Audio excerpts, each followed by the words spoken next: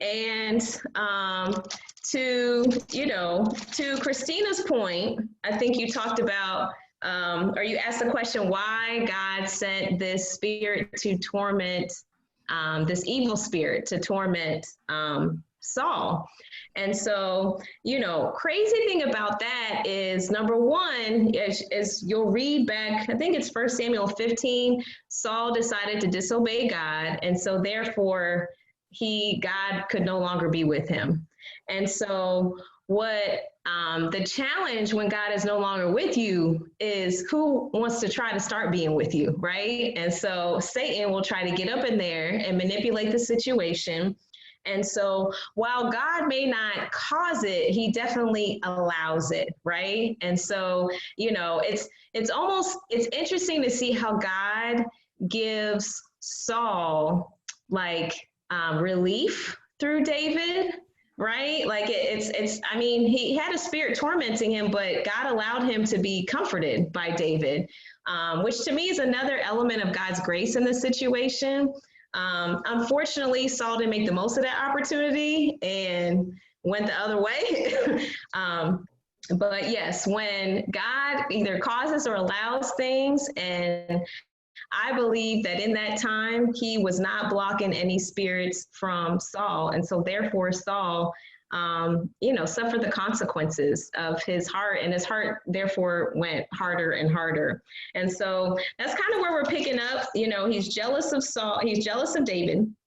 We talked a little bit about last time about how he tried to kill David, okay? Which, you think you've had a hard day at work, right? And so we're picking up in First Samuel chapter 19. And basically, it's hard because David was at the top of the world, right? I mean, he's defeated Goliath. He's so victorious. He's a high-ranking official. He's being careful to do what is right. And now he's on the run, okay? That's the title tonight. He's on the run. Have you ever felt like that? Have you ever felt like you're doing everything right? Like God is with you, but you still end up under attack. What's up with that? Like, it's not fair, right? But in the midst of that, you get to see how God takes care of him. Look at this friendship that he got to have with Jonathan. I mean, Jonathan warns him. Jonathan's like, listen, I got you. I'm going to take care of you. His own wife, Michal, who was the daughter of Saul, make sure that he gets out before Saul can get him. And so I think what's good about this piece is it's like, let's be grateful for those moments and those people and those times in the midst of our attack that God sends us, just to be encouraged by and be grateful for that help. But we're kind of in 1 Samuel 19, and 20 and 21. We go in this back and forth, like, Saul is going to kill him. Then he gets convicted about it. And he says, I won't kill him. And now he's back to killing him again. Okay. And I don't know about you, but sometimes when I'm reading the Bible, I be thinking about soap operas. It's like you cannot write this stuff. Like, how do you work for somebody that tries to kill you? You go back. Like, it's crazy. I don't know if y'all ever watch soap operas, like if you're a Young and the Restless, or if you're a Bold and the Beautiful. I know for me, I was always a Young and the Restless girl. And I don't know if any of y'all know Victor and Nikki. They've been married like 14 times. I was shocked. I really wanted to know the number. But it just feels like it's sometimes in our leadership situations, it feels like it can be a soap opera, okay? And I got a slide for that. That's what Roxanne's bringing up. But the challenge in those times is, just trying to figure out, how do I lead in this situation? How do I lead in the chaos? But sometimes it's not about you making a move, okay? Sometimes it's about how you respond in the chaos. Unfortunately, Saul responded really bad, okay? Even in 1 Samuel chapter 20, verse 25, what breaks my heart is how Jonathan talks about how crushed he was by Saul's behavior. And so it's like, man, like we don't like the way that you respond, it impacts people. Okay. You may not be able to fix everything, but people are watching. And this just convicts me because I don't want ever my girls to be crushed at my behavior. But it's a good reminder that people are always watching. You know, Saul didn't respond really well, but neither did David. Okay. Because in chapter 21, and I'm giving brief highlights, and we'll get to reading in a little bit. But in chapter 21, David flees. I mean, what other choice does he have? Like Saul is coming after him with a vengeance. But he almost goes into self-preservation mode. Okay, he has really good intentions. I mean, he goes to see a priest, but he lies about it. You know, he's like, I'm here on the king's business. And that's actually wasn't true. That's not why he was there. He was there because he was running, okay? And he ends up telling half-truths and lies. He ends up looking for this, you know, what, do you have any weapons that I can use? You know, because he is fearful, understandably. The challenge is he's telling lies, he's telling half-truths, and he's looking for weapons. But he would have been better equipped if he had the faith that he needed to in that time versus looking for weapons. You know how we like scrounge around in like situations where it's like, I'm trying to figure out what I'm gonna do. I'm trying to figure out how to fix this. And it's kind of in those moments where our faith becomes most important versus the weapons that we would be using in those times. And unfortunately, because of the decisions that he made, probably some rash decisions, he would pay for that later. And so it's a good reminder that when our back gets up against the wall, don't lie, you know, don't scratch your way out of it. You know, that's a time to pray, to get wise counsel, and to do what God wants us to do. Otherwise, it could end up worse than this even situation that we're in. And that's kind of where David went to, which we'll get to.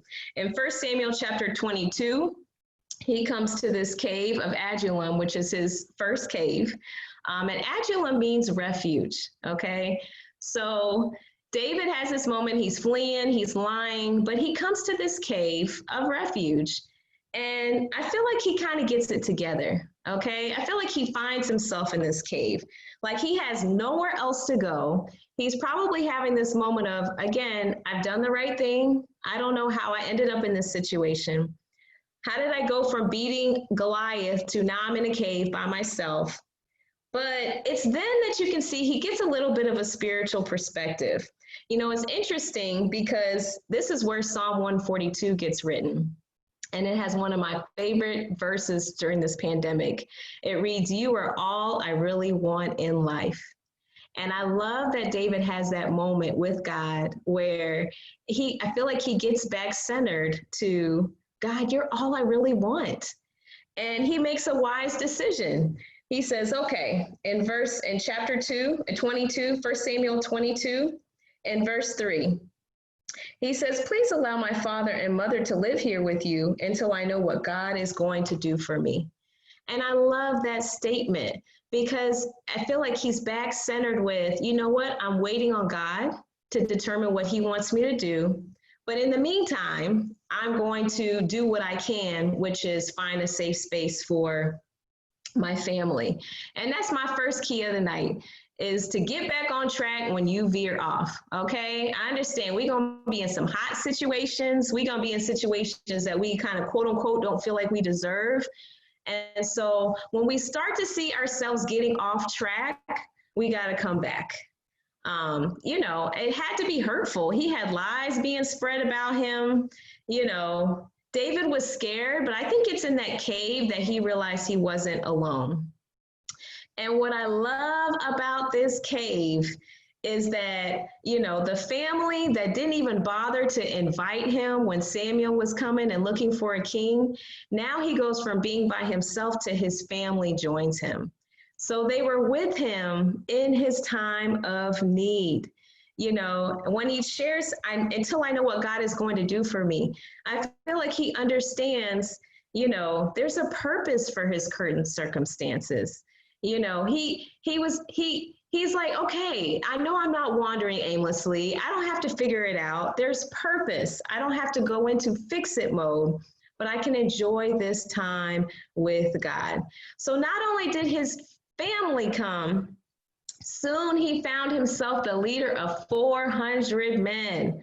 Okay, why? Well, obviously, the number one thing is God, but also when you are a leader no matter where you go, and people will be drawn to you. Sometimes we're excited about that, and sometimes we wish they weren't there.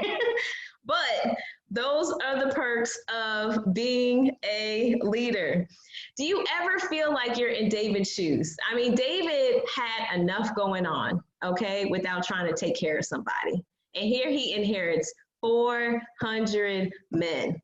I mean, do you ever feel like you inherit responsibilities that you like, I have no capacity to take on? I know that's how I would have felt. And unfortunately for David, these men were not like of valor, okay? It says that the men that he inherited, let's turn back into 1 Samuel 22. 1 Samuel 22. In verse 2, it says, others began coming, men who were in trouble or in debt or who were discontented until David was the captain of about 400 men.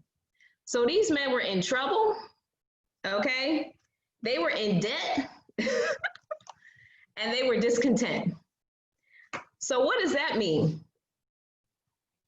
That means that they were probably, there's this situation where you want the people that you want, but you don't get the people that you want, okay? Like, for example, sometimes men were in marriage and we're like, I'm going to be the leader of this family. And you have this vision of like, we're going to have, quiet times every day. My children are going to be so well behaved. My wife is going to look at me, with love and encouragement. And, it's just going to be awesome. And then you're like, wait a minute, why are we fighting all this time? Like what's going on? Like, I can't just walk in the door and it just be full of love. Like, what's going on?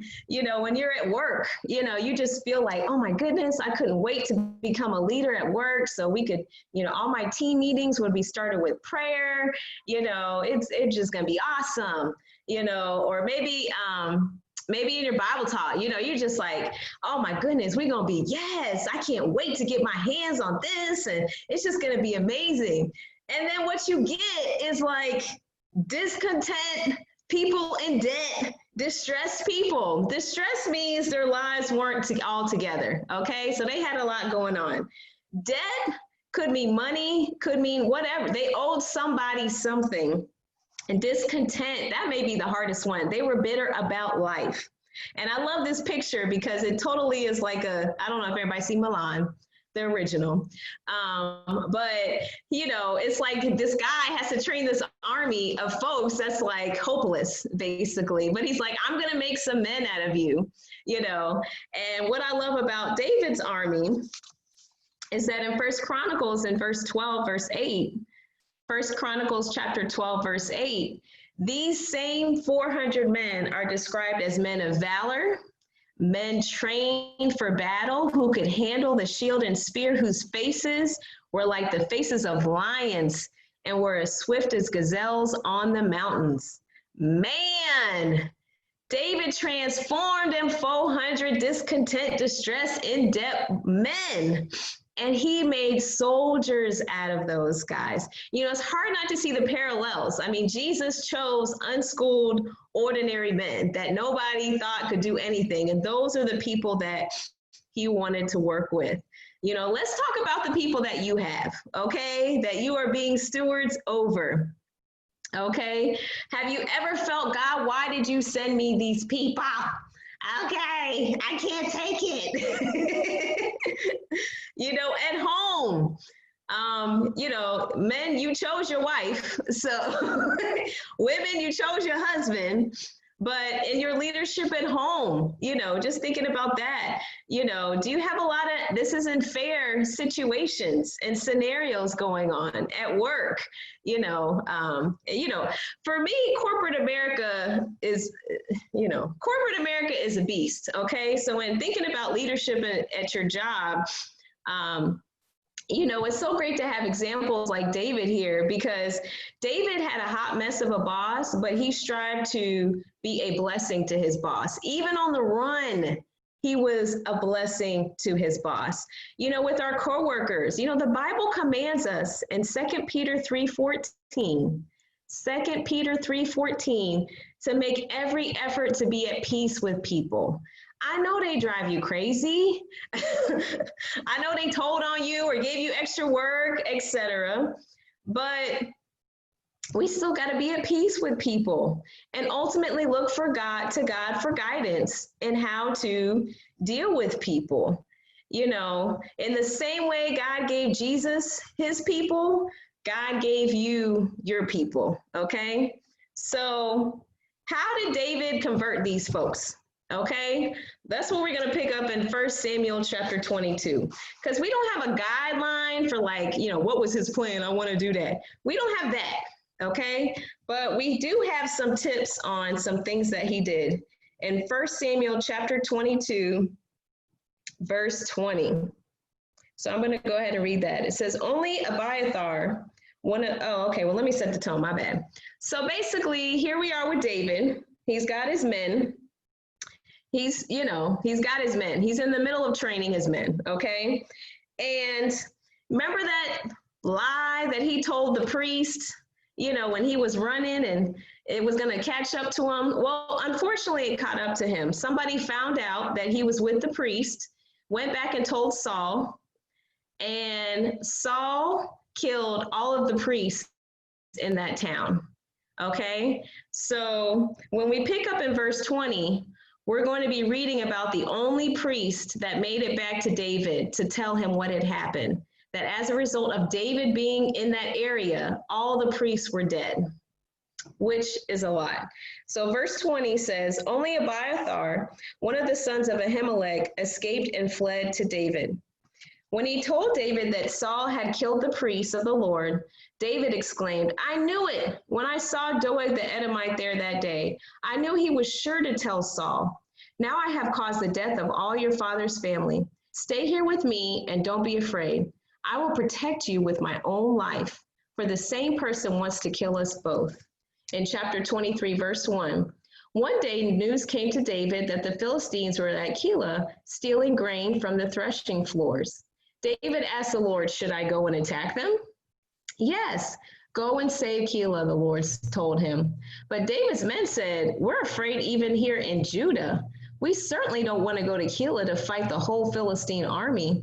So David asked the Lord again, and again the Lord replied, go down to Keilah, for I will help you conquer the Philistines. So David and his men went to Keilah. They slaughtered the Philistines, took all their livestock, and rescued the people of Keilah. Now, when Abiathar, son of Ahimelech, fled to David at Keilah, he brought the ephod with him. And we'll just stop right there. So David is in this challenging situation. He connects with one priest that was able to escape. And what does he do? He says, stay here with me. I will protect you with my own life. And that's kind of one of my keys. Another key tonight is that David loved people. I mean, who does that? Who takes a genuine concern in somebody and says, I'm going to put my life on the line to make sure that you are okay? Do people feel like you are there for them?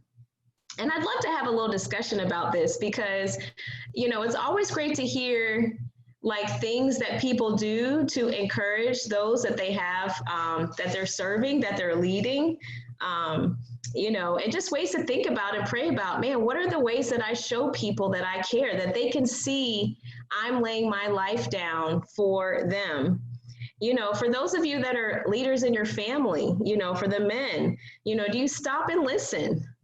Are you thoughtful with your family, with the direction of your family? Do you empathize? That's big with a woman, man. We need to be heard, and we need to be, even if you don't understand, we just need you to listen and consider, are you there? Are you supportive? All leadership qualities that really show, man, I really do care. I'm a leader of this family, but I care about this family. with those that you lead, with your coworkers? Is it about competing with your coworkers, or is it about, I want you to succeed? Do people feel that at your job, in your leadership role, within corporate America? Are you a standout for care and concern? Do you have talks with people? That's something my husband is really good with. Angel stops and talks to people. I'm thinking of the 18 things I have to do. But it means a lot. People want to feel listened to, guided, like in a time when where they feel like they're building rapport with you. So, you guys have some things that you feel like you have done to show people that you care, that have been really helpful? And you can go ahead and just take yourself off mute and share. One of my clinicians, when she was in the hospital seeing patients, she kind of was explaining to us that she'd been feeling ill, and it sounded like the symptoms were in line with a heart attack. So we had sent her home so she can go to the emergency room. I went to see her in the emergency room, stayed with her for about an hour or two while they were working her up. Even took her husband upstairs to go get lunch while he was also kind of waiting. I think that's one example that I can think of. That's excellent. So when things are happening in people's lives, do you show up? Are you there to meet a need? That's really great. And people remember that. People remember funerals. They remember hospital visits. So that's really great. And sometimes you're there more than their actual family, friend. Especially as Christians, we think of those things, and God put them on our heart for a reason. So taking the time to do that, Kende, is awesome. Awesome. Anybody else have anything they do or that has been done with them?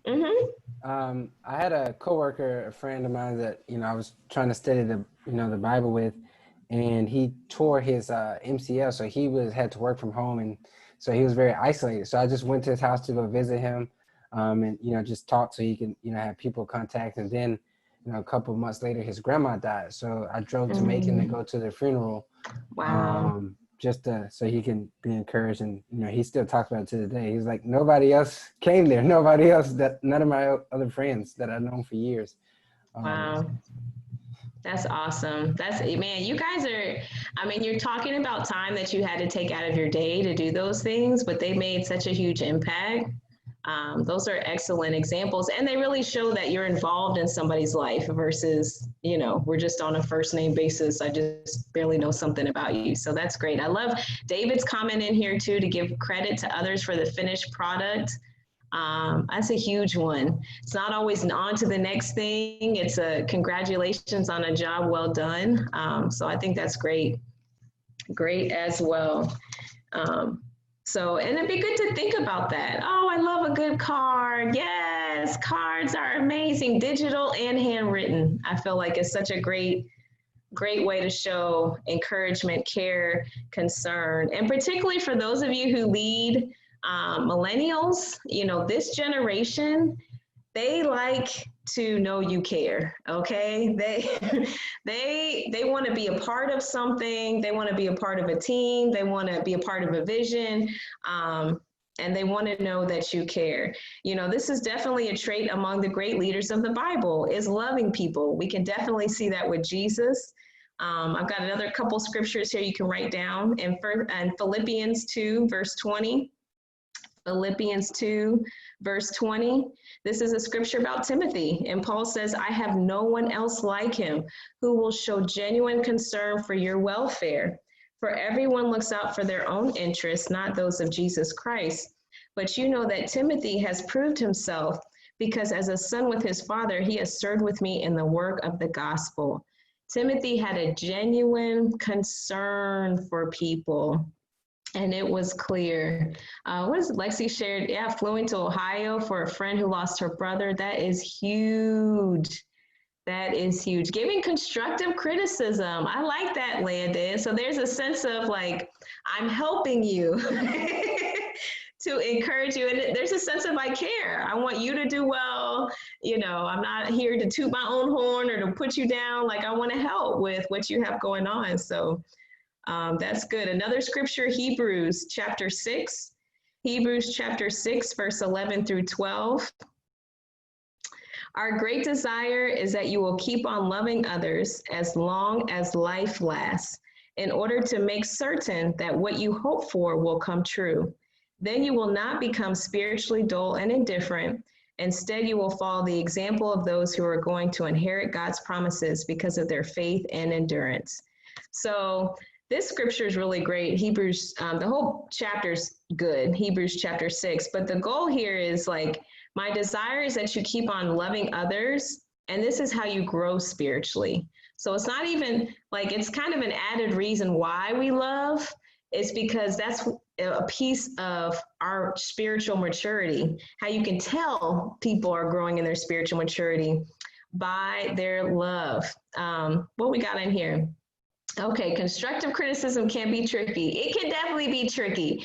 It's tricky when it's about you, right? When it's about you, then, or it's not asked for, okay? Sometimes we want to provide constructive criticism, but the person, you know, we got to read the room, okay? Sometimes I ask, would you like to know my thoughts, okay? I even do that with my husband, y'all. Would you like to know my thoughts? And sometimes he says, no, I just need you to listen. And so, amen. It's good for me to know. Okay, it's 15 years. See, year one, I wouldn't have taken that. I'd be like, why you don't want to know what I say?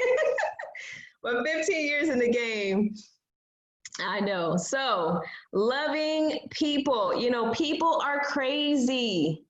But you are a person too, so you're crazy, okay? So loving people is all, listen, it's humility, it's perseverance, and bottom line is God has not asked you to do something he don't already do every day, okay? So I feel like he loved people. That was his key. Another key that David had is he was a follower first and then a leader. A follower first and then a leader. Back to 1 Samuel chapter 23. When this person is like, listen, David, this town is being burned, it's being hurt. Like, go do something. David's like, I got 400 dudes. What am I supposed to do? But I love that even though this was a job for Saul to do, because Saul was the king. So Saul should have been handling business. That David made a decision to go to God and say, what do you want me to do, God? Do you want me to get involved or not? Does that ever sound familiar? Do you ever feel like you have to get involved in a situation that isn't that person's job? Like, and I'm not taking, you know what I'm talking about. Keep it in the lane of, I mean, I don't know. I'm thinking about my house right now. Isn't that somebody's dishes? Why I got to do those dishes? That's not my job, But I love how, so look, we're going to pray about doing the dishes, but I love how David prayed about it and God told him to go. I love how these folks were like, David, I'm not sure about that. And David was like, okay, I'm going to go back and pray about it. I'm like, man, I can follow that dude. Like, you get to see here that he was definitely a follower and then a leader, right? And so there's a confidence in that with people that's just not, we're not just doing what I say. Like, I'm listening to what you say, and I'm also going back to God. For me, let's talk about me for a minute. And being a follower, in my family, I'm the female in my family. So I have to lead by submission with my family, okay? I have to be a follower of my husband to show an example of leadership to my daughters. Woo-wee! Okay, y'all ain't ready for that, okay? What I appreciate about my husband is that he leads with humility. I definitely feel his follower spirit from God. I feel his surrender to God's will, to brothers around him that he has entrusted to help him in his walk. But that's how I'm a follower first there. With the ministry, When you think about leading a small group and what it means to be a follower, it's again a submission to authority, it's a submission to leadership. There's also a what's best for the group. It's not just about me. Like, I'm here to love and also think more about the bigger picture versus myself. And for work, when I was in corporate America for many years, I had to manage a lot of volunteers and coworkers and people I hired for projects. And so, for me, it was, I wanted to bring them together to show them that we had a common goal and purpose based off of what the leadership goal was. And so we gonna get it done, okay? It's not just about me, it's about the common goal and purpose that we have been assigned. So I wanted to share some practicals on training because, if you're leading, you either are leading people or you're about to lead people, or it's growing. And training is a big part of your role, okay? Raising up other people. And so I just jotted down some quick training practicals, and I'm gonna go through them. The first one, and they'll be on a slide up here in a second. The first one is to assess.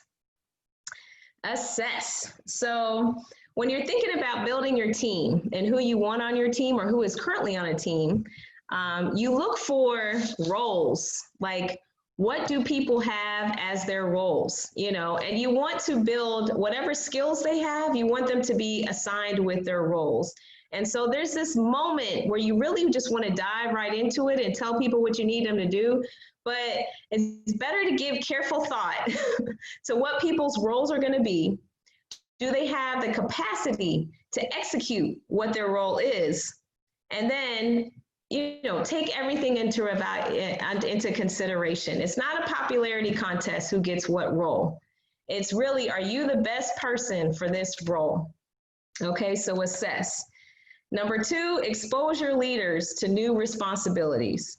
Don't be afraid to stretch people, to sharpen their skills, to expand their knowledge.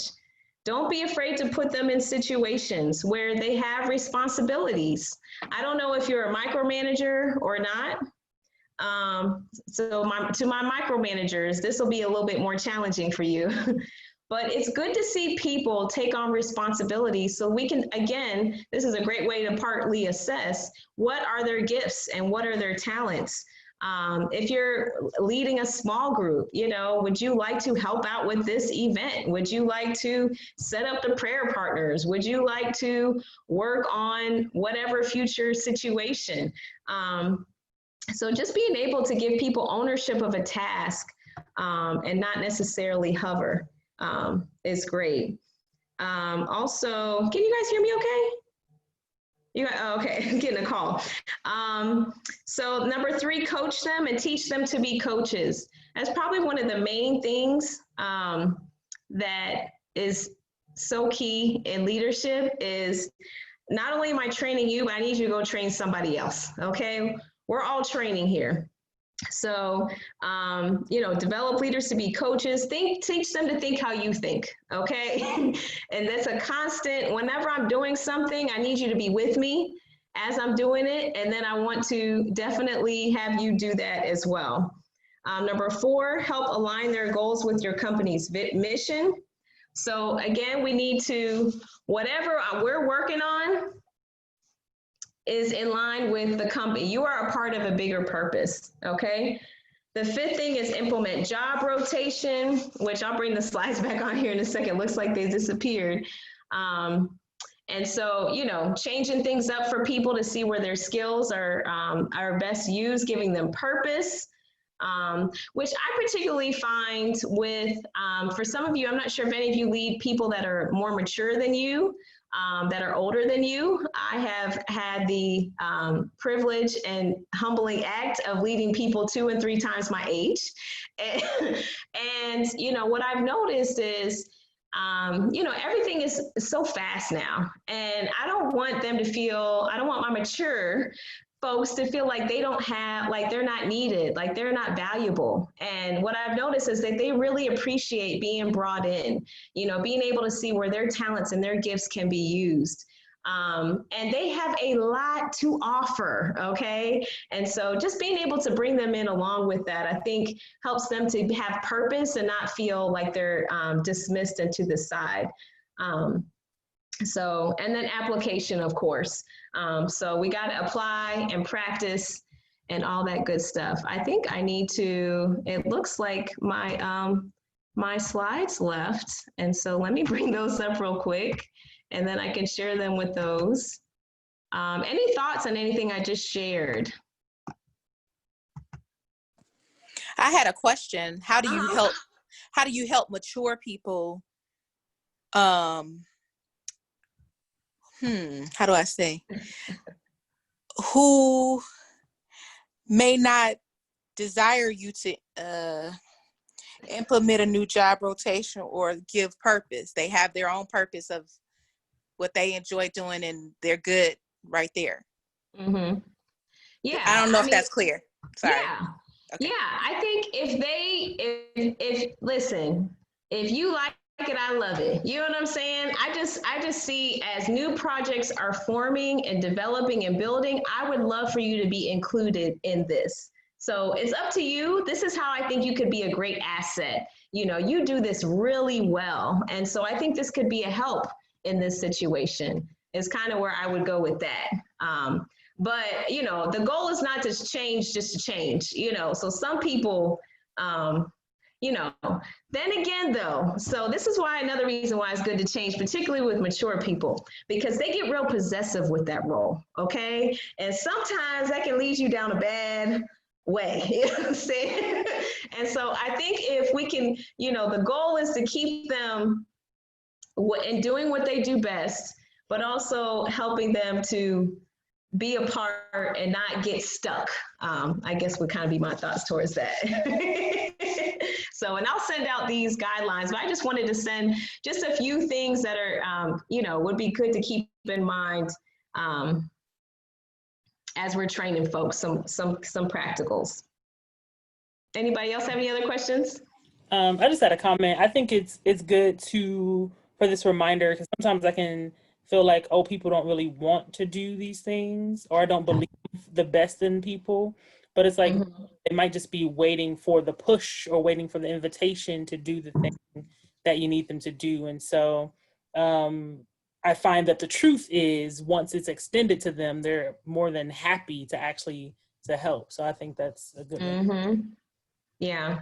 And this is where prayer comes in too, because it's like, Lord, I mean, God, you know all these people. So help me to, you know, help them, you know, make it clear to them, let them talk to me about it. So just, you know, because we don't have the brain capacity to know everybody at all times, but God does.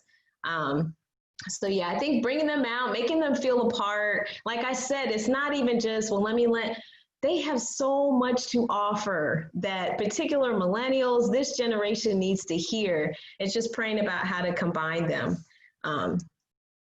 So, amen. So I'll send out those practicals, but we are going to, so we've done all this. We've trained people, we've loved people, we've encouraged them, we are following, you know, we have our 400, David had his 400 folks that, you know, obviously owed him his life. And we're picking up in 1 Samuel chapter 25. And David spares Saul's life again. Ooh, child, we're going to talk about that more next time. I wish I had time to go into Abigail because she was a leader even from her position. Okay. So listen, we might have to do the after party on Abigail. Okay. But in 1 Samuel chapter 27, David is still running. Okay. Like, really, God? Like, how long am I going to run? I thought I was supposed to be, you know, the king. What's happening? You know, and he really feels fearful. You know, Saul is going to get me. I have got to go figure this out. And he actually goes and joins the Philistine army. Okay. So that was Goliath's army. So he goes and joins the enemy. Okay. But even still, God was with him. I mean, he had victories. So in 1 Samuel chapter 29, and like I said, we'll go over some of the chapters I'm flipping over next time. But in 1 Samuel chapter 29, David, you know, the Philistines are about to go against Israel. So this is God's people. And the Philistines don't trust David. And so they tell David, you can't fight with us. And David is hot. He's like, man, I've been fighting with y'all. I mean, come on, man. Like, I've been fighting with y'all, I've been helping y'all. Why would you not let me do that? And his Philistine leader says, you're amazing, you're awesome, but my friends don't trust you. And so therefore, you can't fight with us. So David's hot, but we'll find out later why this was actually good, because in 1 Samuel chapter 29, after he leaves that disappointment, he goes home only to find that his camp has been plundered. His wives are missing, and those 400 men that were ride or die are turning on David, okay? They are hot. In 1 Samuel chapter 30, that's where we're gonna pick up in verse 1. So after he has been dissed that he cannot fight, 3 days later, when David and his men arrived home at their town of Ziklag, they found that the Amalekites had made a raid into the Negev and Ziklag. They had crushed Ziklag and burned it to the ground. They had carried off the women and children and everyone else, but without killing anyone. When David and his men saw the ruins and realized what had happened to their families, they wept until they could weep no more. David's 2 wives, Ahinoam from Jezreel and Abigail, the widow of Nabal from Carmel, were among those captured. David was now in great danger because all his men were very bitter about losing their sons and daughters, and they began to talk of stoning him. But David found strength in the Lord his God. Man, David always has somebody trying to kill him, and it's not fair. It's not fair, okay? So they just suffered a loss, right? David's in a dangerous situation. And doesn't that happen with us? Again, you go through the worst times as a leader and you go through the best times as a leader. You know, for this time, it's one of those worst times, okay? It says they were weeping till they could weep no more. That's some grown men weeping about their women. They're talking about stoning him. Who knows how many hours he had spent with these dudes, loving them, encouraging them, listening to them, maybe repaying their debts. And here they are wanting to kill him. How do we respond? Okay. You know, sometimes it's just God's will, you know, like Jesus. I mean, Jesus didn't do anything. Okay. And yet, because of God's will, he was put on the cross. But for the most part, most times there is some level of responsibility that you can take for whatever chaos is happening, okay? I believe in this moment, David wasn't just weeping because he missed his wife, but he was weeping because he knew part of this was his responsibility, okay? Because if he had not been on this journey of doing things his way and joining up with the army, right, and of his enemies, then they probably would not be in this position. And so that kind of leads me to, you know, it's a sticky situation, but man, always having that heart of what can I take responsibility for in challenging situations. If somebody can write that in the chat, that's another key. What can I take responsibility for in this situation? You know, in marriage, one of the main things I've learned is that there is always something to apologize for. If you have not learned that as a young married yet, good, you're welcome. There's your tip that will take you through to new places. There is always something to apologize for. You know, it's kind of it's a hard situation because for me, it reminds me of 2015, which is a situation I went through a few years ago, where I felt like everybody was coming at me, okay? It was hard. And I think what hurt the most was friends that I really loved, served, gave my heart to. I felt like they were, you know, suddenly they didn't know who I was. You know, one of our friends even told us, you don't get to struggle, okay? You got to be on point. So the fact that you're struggling right now is not acceptable. You know, I had to watch folks yell at my husband. Ah! Okay? I had to watch folks question my heart. That I felt like there was a lack of grace, and it was so hard. And I had to ask myself this question over and over again. I know you're hurting, Christina, but what can you grow in? What can you take responsibility for? What am I hearing out of the things that are being thrown at me? What am I hearing? And how could I grow? One of the books that helped me out with that a lot, if you guys want to write this down, is called A Tale of Three Kings. A Tale of Three Kings. It's by Gene Edwards, and it's all about David and Saul. And both men were chosen by God, but it's all about how you respond in situations. And so, you know, when you think about taking responsibility in situations that you feel like are unjust or unfair, like, what makes these moments tough for you? Like, what makes it the most hard for you when you're thinking about taking responsibility? You know, and I want to hear your thoughts on this. What's the hardest thing for you in those moments? I would say what's hard for me is feeling like just because I'm taking responsibility for my piece, that is not me saying that you are right. Mm-hmm. Which I feel that once you take responsibility, that's how people sometimes take it. Mm-hmm. Yeah, And that's real. I have a problem with that too. I have a problem with that. It's hard. Absolutely. You want to feel, you know, you don't want to feel like you're the wrong one in the situation. So definitely. Anybody else have any parts that are hard for them in situations like this? Yeah. I think Let's go Christina, and then we'll go Jonathan.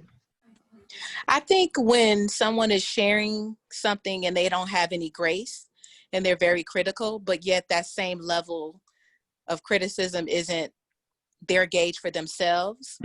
Go ahead. Mm-hmm. Absolutely. Jonathan? Yeah, for me, it's obviously for me. I know it's the pride, but it's me not wanting to feel like I'm the reason for this because I don't agree with those terms. So if I take any part of responsibility, then it's going to be like, now I have to own that, even though I don't think I'm the reason for this, that I might have had some causality in it. And yeah, I don't want that. Yeah, that's good. So for me, I want to defend myself. Okay, I have receipts. I have tons of receipts, and I would like to present them right now. I would like to share them with everybody. I would like to put them on Facebook. You know, like I want to share. I want to defend myself. You know, I want to quit. I'm good. You know what? You don't want me leading. It's fine. I'm gone. No problem. I can sit right here and be good. Okay. And David really could have gone off on these dudes, but he didn't. He went to God. What does it say? David found strength in the Lord his God. Woo, child. He had to work that out with God. And you know what? I think it's in that moment he finally found like his strength in God. You know, Psalm 91 verse 2. Psalm 91 verse 2 is another favorite of mine. It says, "This I declare about the Lord. He alone is my refuge, my place of safety. He is my God, and I trust him." There, listen, in those moments when you want to shout from the mountaintops, when you want to feel not wrong, when you want to point those fingers, it's scriptures like these that really help get me through this time, you know. And I think also what we have to remember is we're the leaders. So we're the ones that are like out in front, making changes, leading people. So we're going to get more thoughts about that than the norm because we're the ones, okay, guys, let's go. We're the most vocal. We're the most saying stuff, And so it really becomes more of a part of just the role than it becomes the exception. Like it's just something we grow to. It doesn't feel great, but it's something that we constantly have to go back to God about. And I love that because that's exactly what he did in 1 Samuel 30 and verse 7. 1 Samuel chapter 30, verse 7. He says, bring me the ephod. And an ephod was the apron that the high priest wore, by the way. But he's like, I want to inquire of God. What do I do? These people want to stone me. My wives are gone.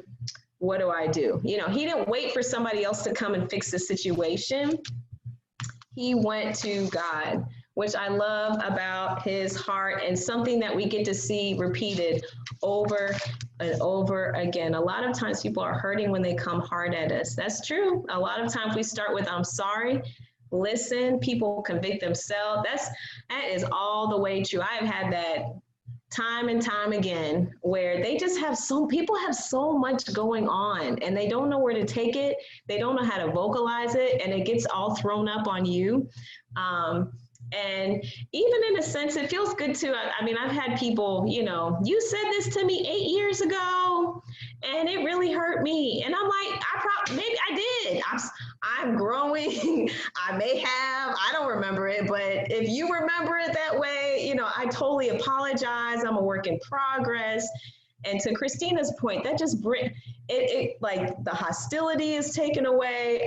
Somebody did that with me. This is what I was feeling. And I said, I am so sorry. I apologize.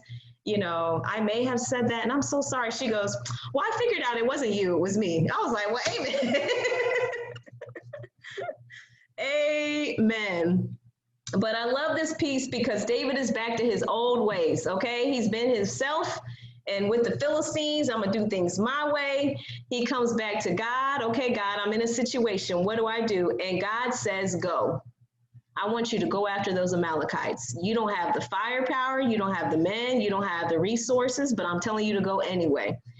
And all those dudes that were trying to stone David, guess what happened? They came with him. How does that happen? I think he emerged from that time with God and he was like, listen, this is what God told me to do and we going.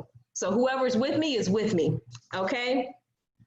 And that, to me, is this moment where you go from like David, the little harp player, to like David, like the warrior. You know what I mean? It's like you come out of the prayer times like, yeah, you went in there like, they tried to kill me, like, what was I do? And, you just, man. And I also, and I have this slide here, rejection, is just God's way of changing your direction, because it's so interesting how God prevented him from fighting the Israelites so that he had to go home. If he had not gotten that rejection from the king, from the Philistines, then he wouldn't have been home for months. And so he may have not have gotten to recover his wives. So, but anyway, he's been converted by God, okay? And David said, I'm going. I don't know who's coming with me, but we going. And that's another key. Take whoever is with you. Time and time and time again. One of the main things I talk to my leaders about is not getting caught up with the folks that are not with you, okay? Like, go with the swarm that is with you. Be encouraged by that. Take them along the journey with you. Don't get so caught up and worried about who won't come. Lead the way in what you're doing. Even with this, as you read on, David, some of the people didn't go. They had to stay. They were too weak to go. And I love how David pressed on. David's like, God told me to go. I got less men now. I don't know how this is going to work out, but we're still going anyway. And what happens in verse 11? What happens in verse 11? Along the way, in 1 Samuel chapter 30, verse 11, along the way, they found an Egyptian man in a field and brought him to David. They gave him some bread to eat and water to drink. They also gave him part of a fig cake and 2 clusters of raisins, for he hadn't had anything to eat or drink for 3 days and nights. Before long, his strength returned. To whom do you belong, and where do you come from? I'm an Egyptian, the slave of an Amalekite, he replied. My master abandoned me 3 days ago because I was sick. We were on our way back from raiding the Kerethites in the Negev, the territory of Judah, and the land of Caleb, and we had just burned Ziklag. How about that? David took the time to help somebody on his journey, and lo and behold, that somebody was the key to him defeating his enemies. How does that happen? Okay, it's a good reminder to no matter how much we've got going on, when God puts something in our path, we have got to acknowledge it, serve, give, and trust God with it. Obviously, we know what happens. David goes on. He defeats some Amalekites. He gets back everything. He gets more than everything back. You know, life is good, but really, I mean, the jewel of this is that David regained his strength back in God. David went to God in a challenging situation. You know, when the world was against David, right? He went to God for strength. Again, another thing I would love to say is characteristic about me as a leader. He asked for direction. He believed God's promise. He's still holding on to this promise that he's going to be king. He did what God told him to do. That right there, if we could just do what God tells us to do, right? He showed unexpected care and kindness to others. You know, if you're reading in the passage in chapter 30, he saw it as the Lord's victory. I love that, Kende. He ignored the noise. That is excellent. He shared the reward with others. When he came back, he gave a reward not just to his men, but he gave a reward to other people on his journey that he wanted to make amends with. And you know what he had to do, y'all? He had to give his heart again to these 400 men that said they was going to stone him. That's one of the hardest things for me as a leader, to treat people how God wants you to treat them after they've burned you, betrayed you, and hurt you. Guess what? We signed up to lead people and love people. So the next crop, we can't hold back just because the last crop burned or betrayed or hurt us. Like, we have to keep giving. And that, woo, child, that's us being like Jesus right there. But I'll close out with this quote, which I love. You know, if it wasn't this hard, I wouldn't be strong enough. And I love this because obviously we get to read the Bible and we get to read stories of people and we get to see their journey. So we get to see the hardship, and then we get to see 20 years later how it impacts them. And God is writing that story with us. You know, David went through some really challenging situations, but God always had a plan. God always protected him. And that includes us. As we teach, as we train, as we build others up, as some of them are your biggest fans and some of them can't stand you, you know, we have a standard to follow. But also God is, you know, doing a good thing in them. God is doing a good thing in us. And we can grow as a result of these situations. So these situations are taking us to our next place in life, and not necessarily, they're not just there to make us miserable.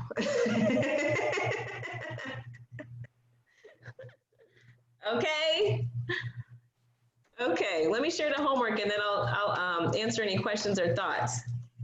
So for homework, I want you to make a list of who you are or would like to train.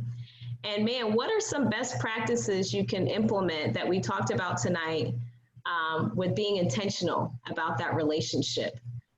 Whether you have 100 or 2, you know, what would it look like? What are some things that you can implement? Because again, we want to take this, pray about it, and implement.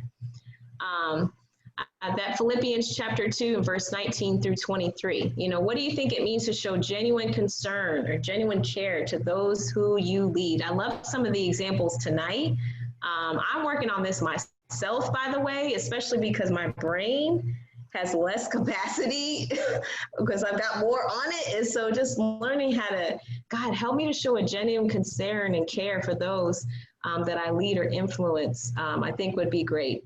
You know, are there any current situations you need to leave in God's hands? You know, I know we talked a little bit about that last week, but, you know, what are these considerations, these situations that, you know, we feel like is a challenge that we need to leave in God's hands and imitate, you know, David's heart of, I'm going to go pray. I'm going to go take it to God. And how can you, you know, what would that look like for you to leave it in God's hands? And then I've got this memory scripture down here, Psalm 91, verse 2. I put that as Moses, just so we know it's not David, but listen, he had to learn it too. So, but just this piece of God being your refuge, your place of safety, you trust him with the outcome of this challenging situation. So, and then we'll be preparing for our last week next week. So, amen. Woo, child. Oh, thank you for the encouragement, Christina. Yes, and I will, oh, amen. Some of those people are now my best friends. I agree, man. You walk through fire with folks. And you know what's also important? The folks that stay with you in the fire, okay? They need an extra thank you, encouragement, love. I appreciate you. So that is really good as well. I'm looking on here to see if we had any questions. Anything that I missed, or you can share any questions that you may have. Some good points. Not a question, but an observation. So it seems that it comes full circle with the Egyptian, you know, the food that they gave him. It seems to be the same thing that Abigail brought when she brought it to David. Those are the same things that Abigail brought. Okay, you better make some connections. Listen, Abigail, that sister was so shrewd. And I'll just say this, I wasn't gonna say it, but with Abigail, the biggest thing I love about her story is when she presented the situation to David. So again, in general, her husband offended David. David was about to come kill everybody. Abigail came up to David before she could make it to her husband, before he could make it to his husband. And she said, listen, I don't want you to be hurt in any place by doing this thing, okay? Like, this is for you. This is for your benefit. And I'm like, that sister was so shrewd, man. And I do encourage, I use this reference a lot when I'm helping people with their jobs and, like, you know, things that they've taken on too much, and they're trying to figure out a way to tell their boss, like, and I'm like, think of a solution and think of it in a way that's, this is what's going to be best, not just for me, but for the company or for you or for this role. Like, present things to people in a way that I've given careful thought. This is not a complaint. This is, man, this could work better, more efficiently or better or whatever. So, but yes, Abigail is the woman. Thank you for, and I love the little connections. I love how the Bible does that. So thank you for sharing that, Jonathan. Anybody else have any observations? Oh, Christina, cleaning people's homes. Oh, this was about serving. I love that. Bringing others food. Who doesn't get encouraged about food? Throwing parties. I love that encouragement. Anybody else? We had a lot, listen, we had a lot to discuss. So I hope you got some great insight. And we'll be praying. Yes, good for the girl. How can I benefit him? Come on, Christina. Yes. Your husband gonna be so, look, tell him that so I can be his, like, he'll be like, Christina Maldonado. Thank you, sis. How can it benefit him? Well, I gave you guys, you know, it gave you some homework. So I look forward to hearing about it next week. Next week, we're going to be concluding and talking about a few things, but among them, just the response to Bathsheba. So it's definitely a highlight in David's journey and a really good one. So definitely want to talk through that. All right. Thank you, guys. I appreciate you guys. Thanks for the great discussion. And I'll see you guys next week. Bye. Bye, guys. Good night. Good night. Good night.